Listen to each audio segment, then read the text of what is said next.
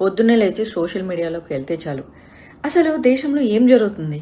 మొన్నేమో వక్ఫ్ board గురించి పార్లమెంటులో అర్ధరాత్రి 12 గంటల వరకు డిస్కషన్ జరిగింది. ఇటు చూస్తే హైదరాబాద్ సెంట్రల్ యూనివర్సిటీలో 100 ఎకరాలు ఫటాఫటా నరికేసేసి అక్కడున్న జీవులకి ఇల్లు లేకుండా చేశారు. ఇటు ఏమో ఐపీఎల్ జరుగుతుంది. అవన్నీ వదిలేసేసి జనాలు పచ్చల పాపల మీద పడ్డారు. ఆ చైనా వాడు జపాన్ వాడు ఏందో కనిపెడుతుంటే మనోళ్ళు మాత్రం ఈ పచ్చల పాపలకు పాపలు ఎలా కనిపెట్టాలని చెప్పేసి ఆలోచన చేస్తూ ఉన్నారు, మాట్లాడుకుంటూ ఉన్నారు.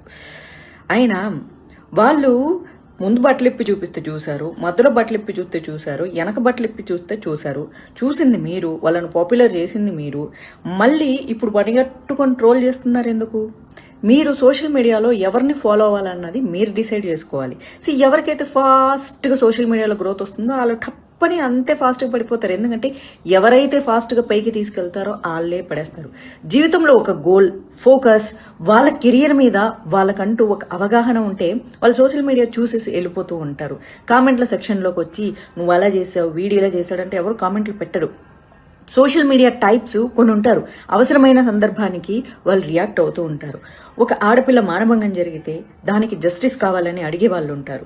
ఈ అడవిని నరికేసి అడవిలో ఉన్నటువంటి జీవాలు చనిపోతూ ఉంటే వాటికి సపోర్ట్ చేసే వాళ్ళు కొంతమంది ఉంటారు, సపోర్ట్ చేయని వాళ్ళు కొంతమంది ఉంటారు. అదేంటి జీవాలు చనిపోతుంటే సపోర్ట్ చేస్తారంటే, అవును, అక్కడ ఉన్నటువంటి కాంగ్రెస్ గవర్నమెంట్ కొంతమంది ఇన్ఫ్లుయెన్సర్లకు డబ్బులు ఇచ్చి మరీ మేము చేసేది తప్పు కాదని చెప్పేసి వాళ్ళే సొంతంగా చెప్పించినట్లు చేస్తుంది.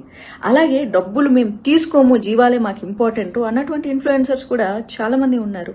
అలాగే స్టూడెంట్స్ రెస్పాండ్ అవుతున్నారు, ప్రజలు రెస్పాండ్ అవుతున్నారు. వక్ఫ్ బిల్లుకు సపోర్ట్ చేస్తూ భారతదేశంలో ల్యాండ్లు కాపాడుకోవాలనే వాళ్ళు ఉన్నారు. సరే, క్రికెట్ ప్రేమికులు క్రికెట్ చూస్తున్నారు, మరి మీరేం చూస్తున్నారు? భారతదేశానికి యువత వెన్నుముక్క అంట. ప్రపంచ దేశాల్లో ఎక్కువ యువత భారతదేశంలో ఉన్నారు. కానీ మన యువత దానికి పిల్లల్ని కనిపెడదాం, దీనికి పిల్లల్ని కనిపెడదామని ఓ 10 మందిని లెక్క పెట్టుకొని 10 మందిని కన్నాం అనుకుంటున్నారు. కానీ వాళ్ళని కన్నాక ఎట్లా పెంచి పోషించాలన్న భవిష్యత్ ప్రణాళికలు మాత్రం లేవు. మీరే ఆడపిల్లలు గుడ్డలిప్పితే వాళ్ళ స్వేచ్ఛని దుర్వినియోగం చేసుకుంటుంటే మీరే చూస్తారు, మీరే తిడతారు, మీరే లైకులు చేస్తారు, మీరే ఫాలోవర్స్ కొడతారు, మీరే వాళ్ళని పైకి తీసుకెళ్లి వాళ్ళని సొసైటీలో ఇన్ఫ్లుయెన్సర్స్గా నిలబెడతారు. అండ్ అలా ఫాలో అయ్యే వాళ్ళకి బేసిక్ నాలెడ్జ్ కూడా ఉండదు. అసలు ఆ అమ్మాయి ఏంటి, ఆ అమ్మాయి గురించి ఏంటి అని. ఐఎమ్ నాట్ టాకింగ్ అబౌట్ ఎలాంటి బట్టలు వేసుకుంటే వాళ్ళ క్యారెక్టర్, మోడర్న్ డ్రెస్ వేసుకుంటే బ్యాడ్ క్యారెక్టర్, చీర కట్టుకుంటే పవిత్రమైన క్యారెక్టర్ నేను అస్సలు చెప్పను.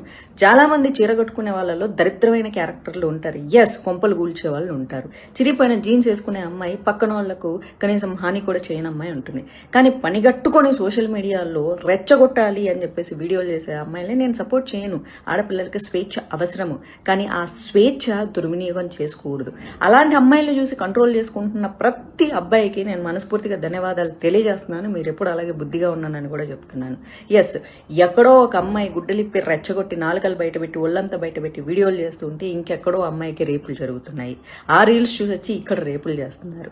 కాబట్టి ఇలాంటి వాళ్ళు అందరూ ఒళ్ళు దగ్గర పెట్టుకొని ఉండాలి. కాబట్టి ఈ పచ్చల పాపల సంగతి వదిలేసేసేయండి, ఓకేనా? మీరు పచ్చల పాపలతో పాపలలా కనాలి కాకుండా మీ భవిష్యత్తు ఎలా ఉండాలో కలలు కనండి, కలలు నెరవేర్చుకోండి. Thank you so much.